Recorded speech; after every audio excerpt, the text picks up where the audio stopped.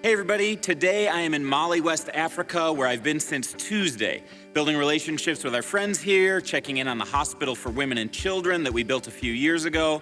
By the way, 13,000 babies have been safely born here now. And I'm researching what God might have us do in the future with water or education or medical care. Pray for us as we check things out. So since I'm gone, we brought in a guest speaker for all of you. Frank Turek is a world-renowned speaker on a range of topics surrounding the evidence for God. Dr. Turk has made presentations at campuses all around the country and has been featured on Politically Incorrect, The O'Reilly Factor, and Hannity and Combs. He has authored at least 4 books, including his latest, Stealing from God, which you can pick up online or in the atrium today at a special price. I met Dr. Turk 12 years ago teaching at Willow Creek and loved his presentations. So we thought we'd bring him in to bring a great message about the scientific evidence for God this morning. Whether you're a person of faith or you're on the path of investigation, I think that you'll learn a ton today. So please give a rousing CCC welcome to Dr. Frank Turek.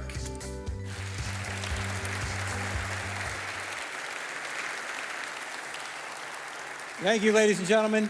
As Pastor Mark said, my name is Frank Turk. Before I get started, let me ask you this. How many have heard me before, or this is your first time? How many of you are here this morning? All right, how many don't respond to surveys?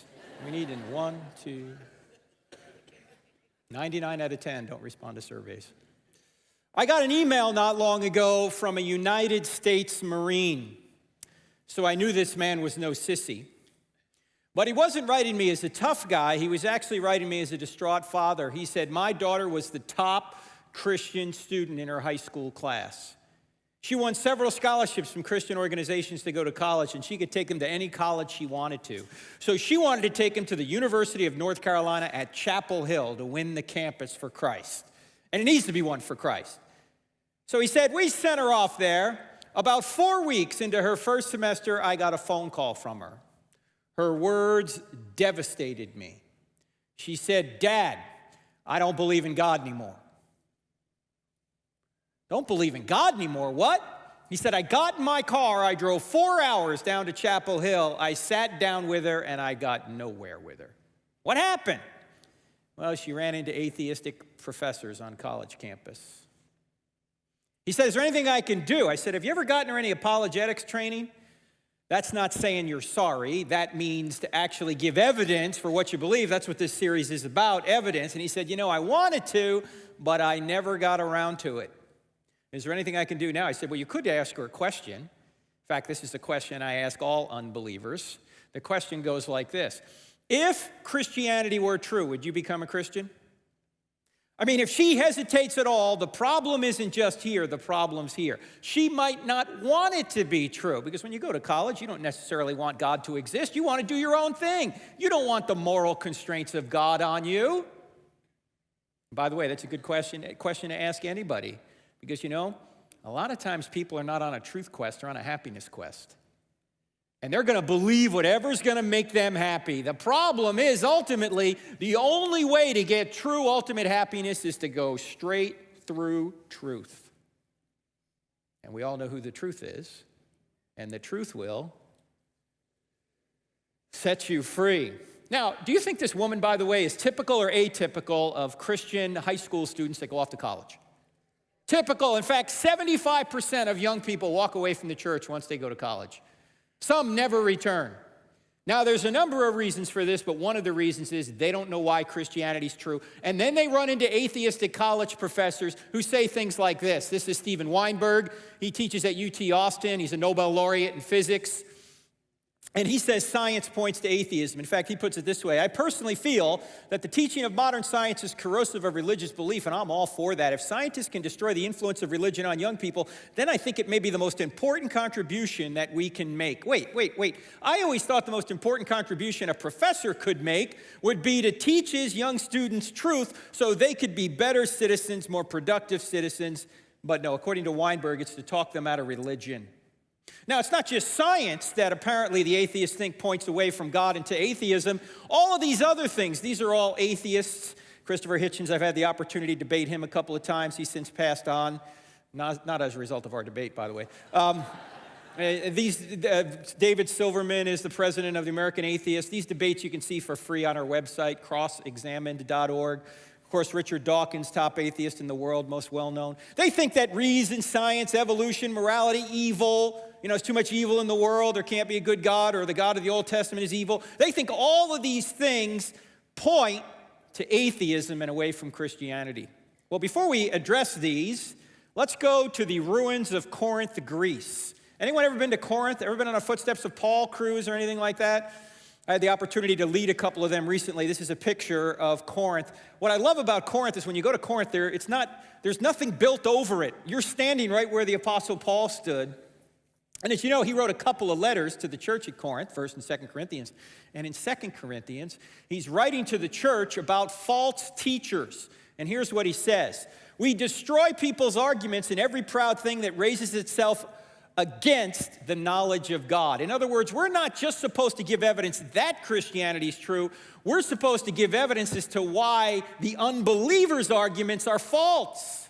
In other words, we're supposed to destroy arguments against Christianity. I hope to at least start to do that today. And let's go back to these arguments that they apparently give for atheism. Are these really arguments for atheism? No, these arguments are not arguments for atheism because they are stolen from God himself.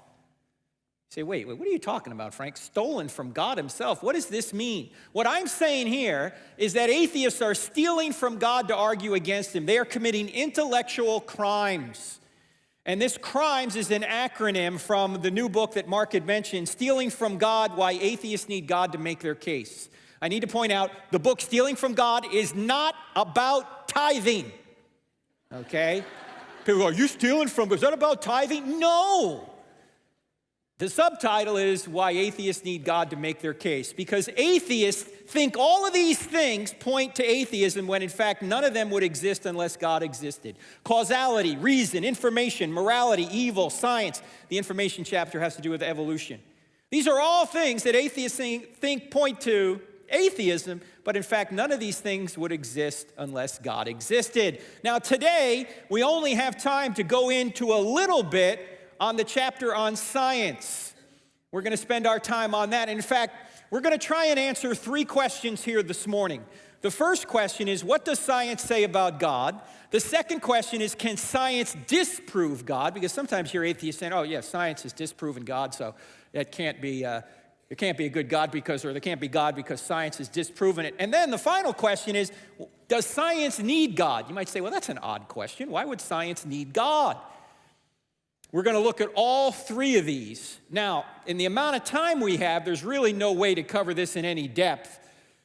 So if you want to go into depth, you can get the books, which are on the book table, including Stealing from God.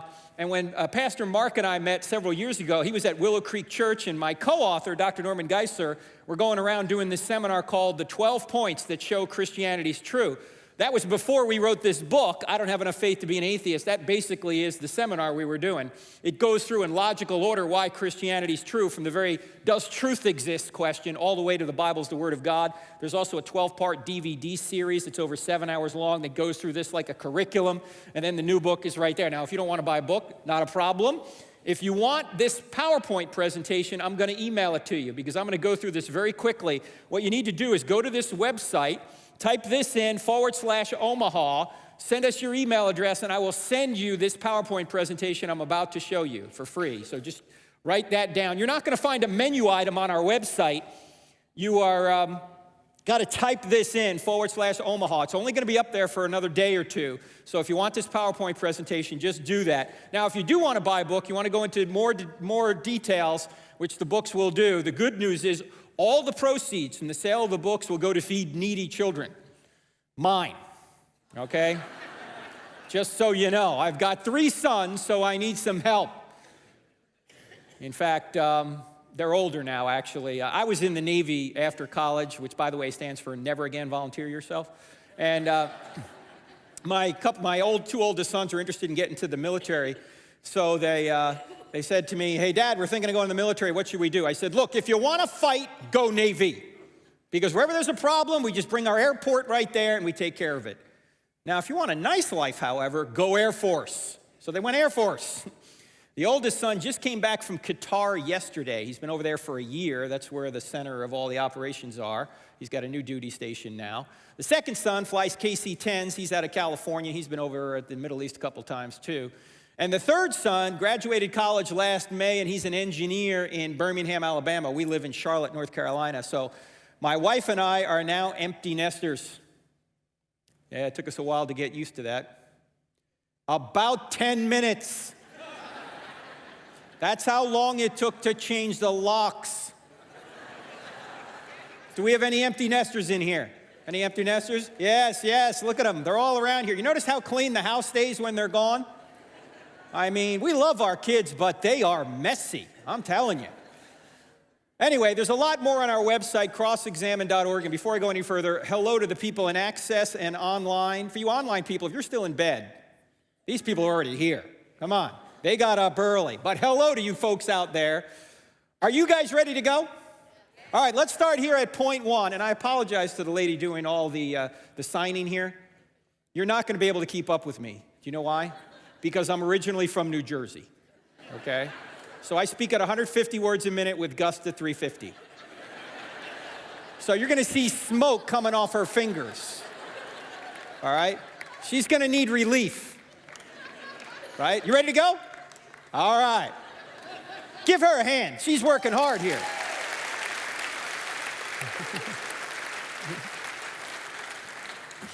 All right, what does science say about God? In order to do this, we have to go back 20 years to the OJ Simpson trial. Can you believe it's been 20 years since the OJ trial? 1995. You say, we're going to retry OJ here? No. I just want to make a point about it, okay? Let's look at the evidence that was presented at trial. Some of the evidence. First point, Simpson's blood was found at the scene of the crime. There's only a 1 in 170 million chance it was not Simpson's blood. Secondly, Goldman, Brown, and Simpson's blood, Goldman and Brown were the two victims, and Simpson's blood was in Simpson's Bronco. You remember the white Bronco, the slow speed chase in LA, the LA freeway? All the blood was in the Bronco. Thirdly, the glove at the scene had blood from all three on it, and it matched the glove at Simpson's house. You remember when Johnny Cochran said, if the glove doesn't fit, you must acquit? Remember that? And the glove had dried because all the blood on it, so he couldn't put it on. Then the bloody footprints at the scene were from a rare size of size 12 shoes that Simpson owned. There was only 199 pairs of these shoes sold in the United States, and Simpson had one of them. Finally, Brown's blood was on Simpson's socks, and there's only a 1 in 21 billion chance it was not her blood, which means she was probably the only human being in the history of the world to have that blood. Now, question, does science show that Simpson was guilty? How many say yes? Science shows that Simpson was guilty. How many say no? How many don't want to answer? You know, the answer is no. Why? Not because I think Simpson was innocent, but because science doesn't say anything. Scientists do. All science gives you is the evidence. You have to gather the evidence and then interpret the evidence, and no evidence is self-interpreting. All evidence, all data needs to be interpreted. And so you can look at this evidence as a juror, as a scientist, and say, first of all, is this evidence good? And secondly, is it good? Does it point more toward guilt or innocence? A scientist has to do that. Science doesn't say a thing. Now, to amplify this point a little bit more, let's take a look at a survey about 10 years after the crime. They asked people whether they thought Simpson was guilty or not. 77% said, yep, he's guilty. But there was an ethnic divide. 87% of whites said he was guilty, but only 29% of blacks said he was guilty. Now, I say ethnic divide, why? Because there is no racial divide, because there's only one race, the human race. But there are different ethnicities. Now, why did two sets of people looking at the same evidence come to different conclusions? Because perhaps it's based on their worldview, their mindset. blacks understandably were more apt to think the case was racially motivated. Why? Because maybe they had been victims of racism themselves and said, OJ's been set up.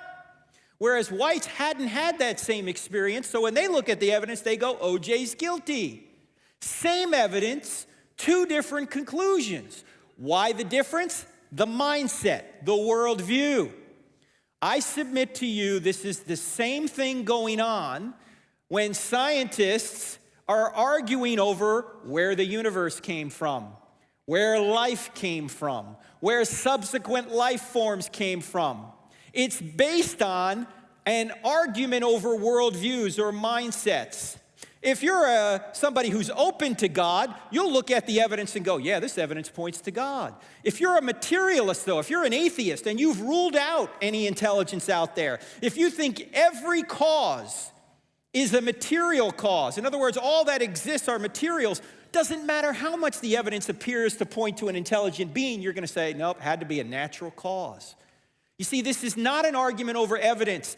Everyone's looking at the same evidence. You know what it's an argument over? It's an argument over philosophy or your philosophical mindset or your philosophical worldview. Because science doesn't say anything, scientists do. And you need to be aware that quite frequently when scientists interpret the data, they're actually just interpreting the data based on their philosophical worldview. They've already decided it can't be God. Why? Because they've ruled God out in advance. That's why. So the answer to the first question is, what does science say about God? Nothing. Because science doesn't say anything about anything. Scientists do. Science is just a method we use to discover cause and effect relationships. It doesn't say a thing. It's the scientists that say things, and you need to discover what their worldview is to discover how they're interpreting the evidence. Quite frequently, their worldview is interpreting the evidence, and they're not being fair with the evidence. Now, second question, can science disprove God? You hear atheists sometimes saying this, science can disprove God. A friend of mine is John Lennox. He's a brilliant professor at Oxford University. He's written several books in support of God. And he has an illustration that he gives to his students. He says this, suppose you have a Ford motor car in front of you, like a Model T. He says, what accounts for the Ford motor car? I'll give you two possibilities. Henry Ford or the laws of internal combustion. And the students look at it and go, wait, Dr. Lennox, you need both. You need Henry Ford to create the car, and then you need the laws of internal combustion to allow the car to operate, to work. And he goes, aha, yes, you see it now. Why can't atheists see this point? You can study a Model T and its engine and how it works from now till doomsday. You will never disprove the existence of Henry Ford. The more you learn about the car, in fact, may cause you to go, wait a minute, this car appears to be designed. And it points back to a designer. Atheists look at the world and go, well, we don't see God out there. That would be like looking at the Model T and looking in the engine and going and saying, I don't see Henry Ford in there. Well, of course, he's not part of the car. He created the car. God isn't part of the universe. He created the universe. In fact, to say that a scientist can disprove the existence of God is like saying that a mechanic can disprove the existence of Henry Ford. A mechanic can't disprove the existence of Henry Ford. The mechanic can learn everything about how the car works and operates. He will never disprove the existence of the creator. Again, he may actually show that a creator exists because the more he studies the car, the more he realizes it had to be put together by intelligence. In fact, let's take a look at the two types of science. There's empirical science, and then there's forensic science. Empirical science studies the present, whereas forensic science studies the past. Empirical science determines or discovers how things operate, whereas forensic science discovers how things originated. For example, you take 2 parts hydrogen and 1 part water, or 1 part oxygen, you put it together, you always get water. You can do it over and over again. You can go in the lab and repeat it over and over again. Empirical science is repeatable, but forensic science is not repeatable. You can't go resurrect Ron Brown and Nicole Brown Simpson, or Ron Goldman and Nicole Brown Simpson. You can't resurrect them and witness the murders over and over again. It's a one-time historical event. So if you want to figure out scientifically what happened at the OJ Simpson murders, you have to be like a detective. And you have to look at clues and draw an inference to the best explanation. What murdered or who murdered these people? You can't repeat it in a lab. Now, I submit to you that when atheists are out there trying to say that science has disproven God or science shows we don't need God, what they're using is they're using the prestige of empirical science and imposing it on forensic science. In other words, look, we are just so technologically advanced. We have more computing power at our fingertips than existed in the entire world prior to like 1960. It's right here. In fact, if you have a digital watch, you've got more computing power on your wrist than there existed in the entire world in 1960. And look, we've got medical advances and GPS now. I mean, it's amazing we could get anywhere 10 years ago, right? Now we get in our car, we put in an address, and it takes us there. We don't even have to think anymore. Technology is amazing. All of that is empirical, though. That says nothing about where the universe came from. That says nothing about where the first life came from. That says nothing about where subsequent life forms came from. Those are all historical questions. Now, do you think that atheists and Christians are arguing over how cell phones work, or how computers work, or what particular treatments treat diseases, certain diseases better? No, we're not arguing over those things. We're arguing over these things. This science is much more secure than this science. This science you can repeat. This science you have to draw inferences. I submit to you, however, that if you look at the evidence, which we'll do tonight at 6 o'clock, we're going to look at a lot of the evidence for the existence of a spaceless, timeless, powerful, intelligent, personal, moral creator tonight. And we're going to see that the evidence points to God rather than nothingness. So you need to keep these two types of science in mind when you're looking at this question. Third and final question, we'll spend the rest of our time on this. Does science need God? First of all, what does science say about God? Nothing. Can science disprove God? No. So does science need God? You say, that's an odd question, Frank. Why would you ask that question? Let's go back to my friend John Lennox. Here he is, a jovial Irishman. In fact, this guy is so likable that if everyone was like John Lennox, the entire world would be evangelized already. You just can't not like John Lennox, a jovial Irishman. Richard Dawkins, on the other hand, is a kind of a grumpy atheist. And these two guys have debated a number of times. And this guy is so likable and this guy is so grumpy that one guy who was reviewing one of their debates said, watching John Lennox debate Richard Dawkins was like watching Santa Claus debate the devil. If you want to see their debates, the Fixed Point Foundation actually has them on their website. But toward the end of their second debate, Dr. Dawkins kept talking about, oh, by the way, both these guys are brilliant. Did I mention that? They're both brilliant. And they sound even more brilliant than they already are because they have British accents, both of them. Anyway, Dawkins kept talking about how the laws of physics did this and did that, and somebody in their second debate asked a question. Here was the question. Dr. Dawkins, where do the laws of physics come from? And Dawkins said, I have no idea, but bringing God into it doesn't help. Actually, I think bringing God into it does help. You see this guy, this is Paul Davies. He's a physicist at Arizona State University. He's an agnostic, meaning he goes, I don't know whether God exists or not. But in 2006, he wrote an article in the New York Times. And by the way, as Cal Thomas says, every morning I read the New York Times and the Bible just to see what both sides are doing. Is there any water over there? Can you bring the water up? Anyway, this article, Taking Science on Faith, he was basically asking the question, why are there orderly natural laws? And here's what he said. Thanks, David. Here's what he said in the article. Scientists take the orderly laws of physics on faith, and that those laws are all expressed as tidy mathematical relationships. Think of it. Did you ever ask yourself, why is the world so well described by mathematics? Because there's a mind behind it. This world is rational because it's the product of rationality, a mind. He went on, Davies did in the article, to say this: over the years, I've often asked my physicist colleagues why the laws of physics are what they are.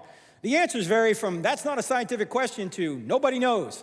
The favorite reply is, there is no reason they are what they are, they just are. And stop asking the question. In fact, Davies said this. After he posted this article in the New York Times, his email box was filled with vitriol from atheists. Why are you doing this, Paul? Stop asking that question. Because there is no answer for it from a materialistic perspective. If there are orderly laws of nature, there must be a lawgiver. If there's laws, there must be a lawgiver. In fact, science requires a goal-directed universe. Science requires nature to be goal-directed. Why do the planets reliably orbit the sun? Why don't they do herky-jerky things? Why don't they stop, spend a little time here, then go this way or that way? Or why are they so orderly and consistent? Because they're being governed by orderly laws of nature. You say, Frank, gravity does this. Yeah, but what's making gravity do what it does consistently and repeatedly? You look at a beautiful tree, an oak tree. Where did this oak tree come from? It came from an acorn.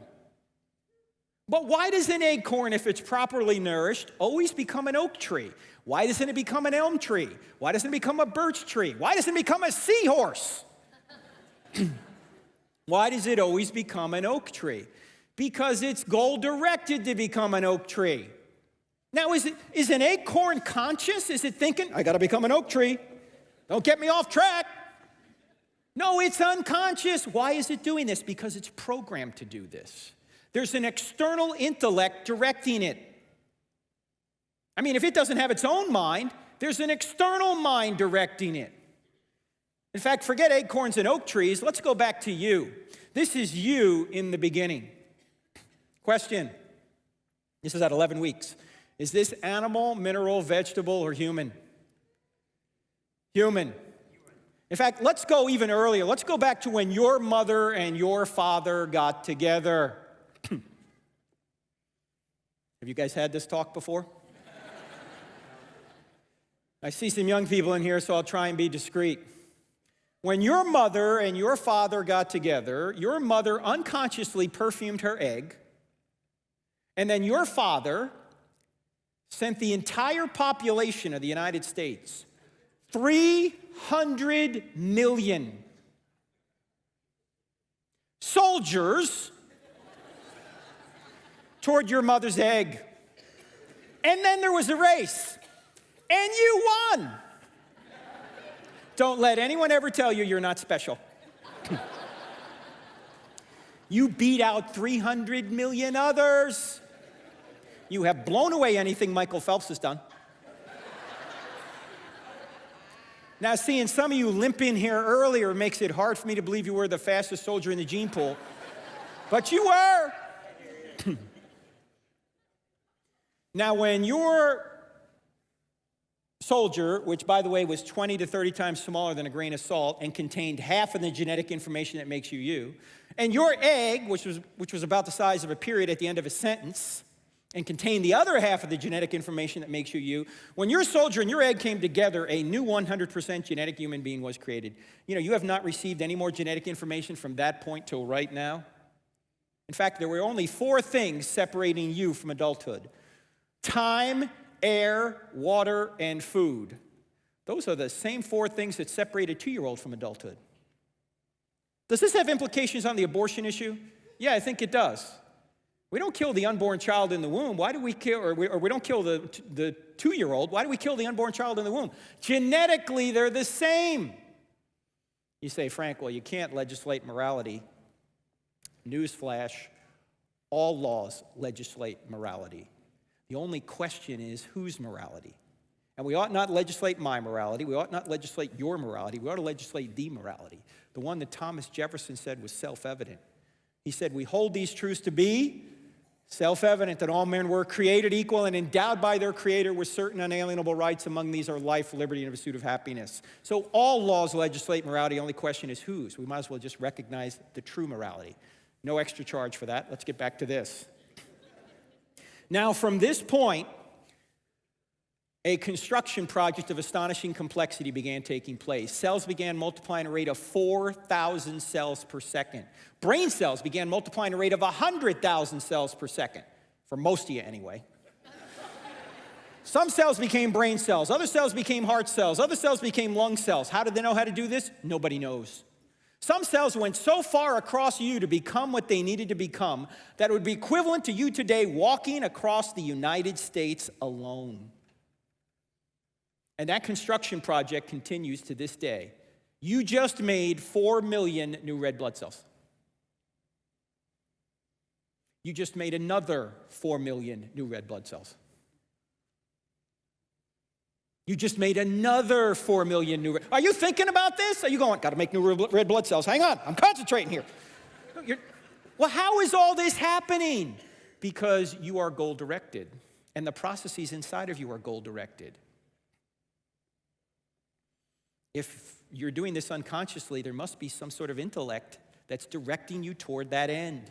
In fact, scientists, by the way, you know what the best explanation for all this is? The psalmist had it. For you created my inmost being, you knit me together in my mother's womb. Scientists have been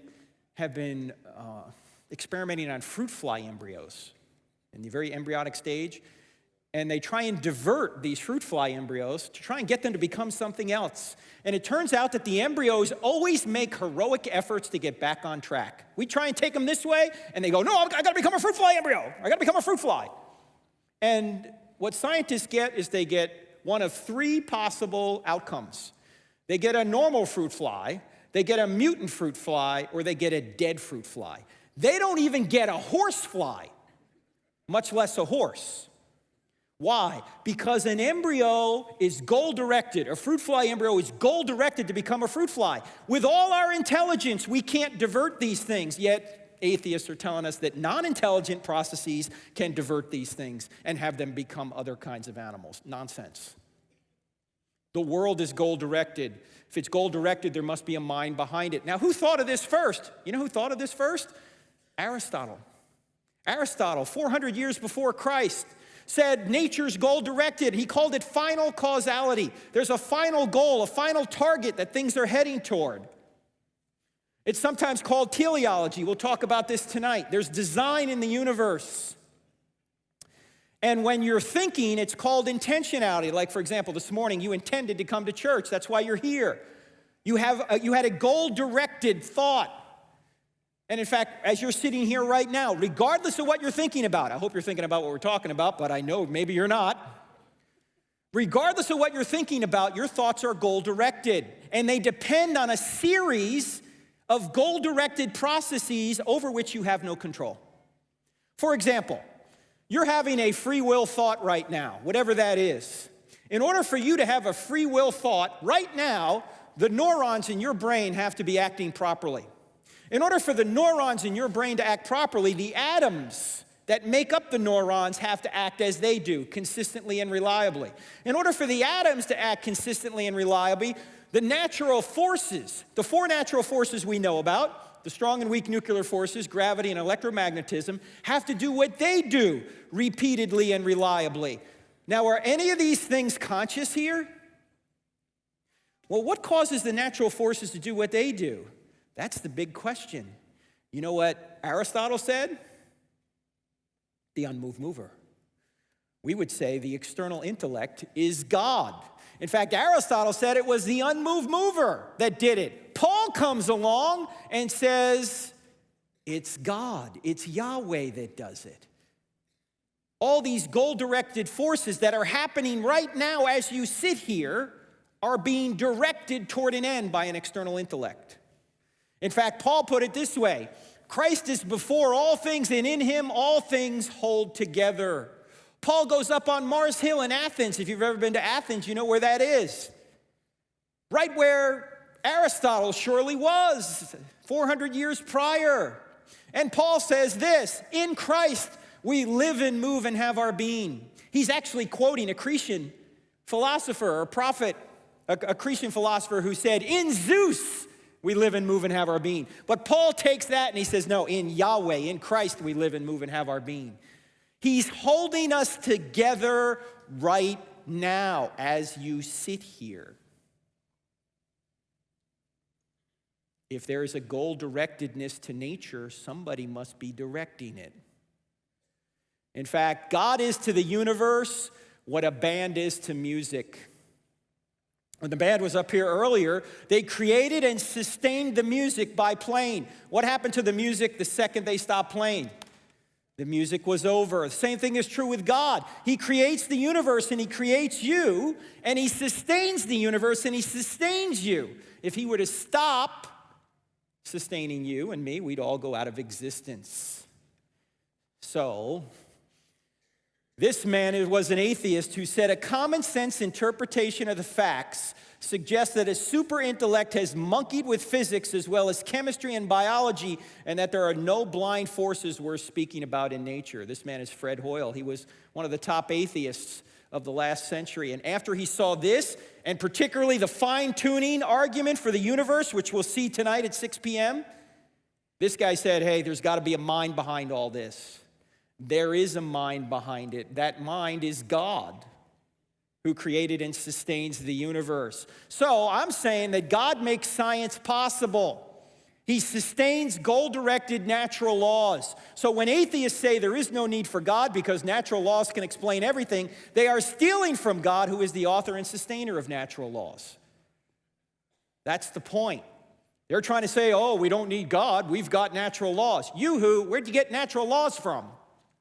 And why are they so consistent and precise and reliable? Why is there so much goal-directedness in nature? Because there's a goal director.